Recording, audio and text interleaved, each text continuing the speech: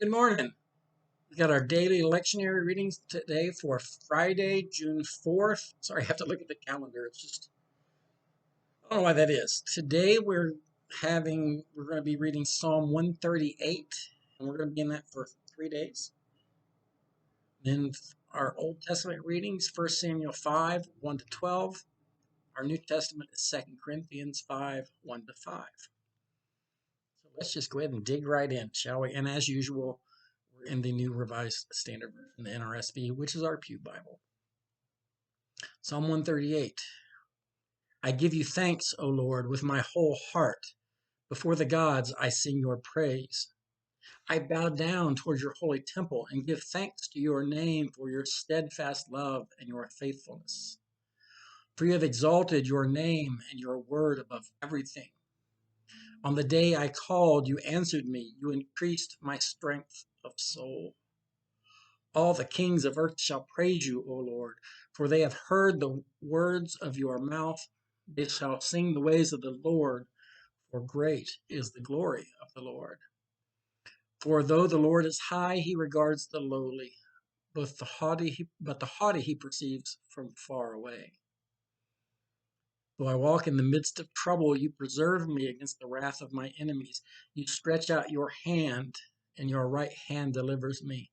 The Lord will fulfill his purpose for me. Your steadfast love, O Lord, endures forever. Do not forsake the work of your hands.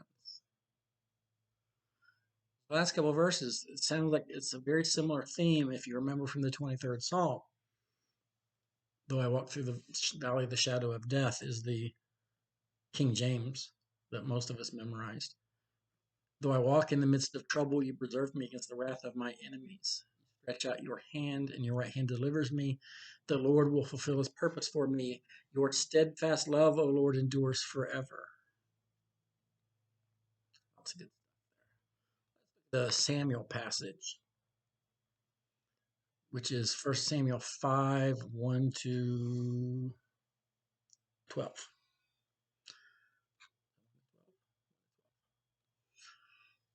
So when the Philistines captured the ark of God, they brought it from Ebenezer to Ashdod. And then the Philistines took the ark of God and brought it into the house of Dagon and placed it beside Dagon. And when the people of Ashdod rose early the next day, there was Dagon fallen on his face to the ground before the ark of the Lord. So they took Dagon and put him back in his place. But when they rose early the next morning, Dagon had fallen on his face to the ground before the ark of the Lord, and the head of Dagon and both his hands were lying cut off upon the threshold.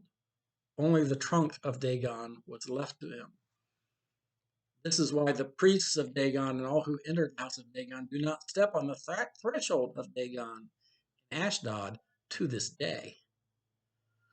The hand of the Lord was heavy upon the people of Ashdod, and he terrified and struck them with tumors, both in Ashdod and in its territory. And when the inhabitants of Ashdod saw how things were, they said, the ark of the God of Israel must not remain with us, for his hand is heavy upon us and on our God Dagon. So they sent and gathered together all of the lords of the Philistines and said, what shall we do with the ark of the God of Israel? The inhabitants of Gath replied, let the ark of God be moved unto us. So they moved the ark of the God of Israel to Gath. But after they had brought it to Gath, the hand of the Lord was against the city, causing a very great panic. He struck the inhabitants of the city, both young and old, so that tumors broke out on them. So they sent the ark of the God of Israel to Ekron. But when the ark of God came to Ekron, the people of Ekron cried out, why have they brought around to us the ark of God of Israel to kill us and our people? They sent, therefore, and gathered together all the lords of the Philistines and said, send away the ark of the God of Israel and let it return to its own place, that it may not kill us and our people. For there was a deathly panic throughout the whole city. The hand of God was very heavy there. And those who did not die were stricken with tumors, and the cry of the city went up to heaven. The hand of the God was heavy. I love that figurative language.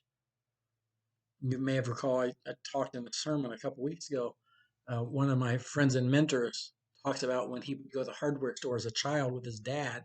His dad was put his hand on his head, kind of guide him through the store. And as long as he was going where his dad wanted, it was a very gentle sort of thing, with just minimal guidance. But if he took it in his head to go somewhere he wasn't supposed to, that hand of his father became heavy to redirect him. And I think about that when I hear the hand of God was heavy upon the city. Can you just imagine the weight on their spirit that having the ark was causing these tumors and God to keep falling over on its face, which is just kind of in a way, a funny image. All right. Anyway, moving on. You don't listen to these during the day for me to start rambling, do you? Our New Testament reading is 2 Corinthians 5, 1-5. For we know that if the earthly tent we live in is destroyed, we have a building from God, a house not made with hands, eternal in the heavens. For in this tent we groan, longing to be clothed with our heavenly dwelling. If indeed, when we have taken it off, we will not be found naked. For while we are still in this tent, we groan under our burden, because we wish not to be unclothed, but to be further clothed, so that what is mortal may be swallowed up by life. He who has prepared us for this very thing is God, who has given us the Spirit as a guarantee. And those are the lectionary readings for Friday, June